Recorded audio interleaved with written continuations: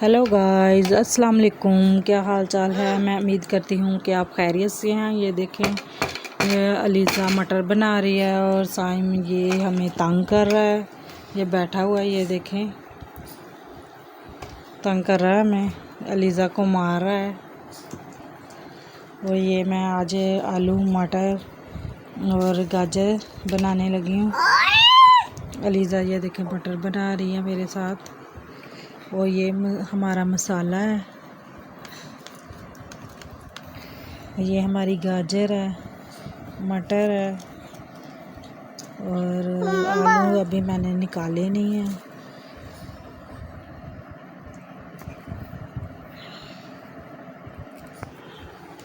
ये देखें साइम भी मटर बना रहा है।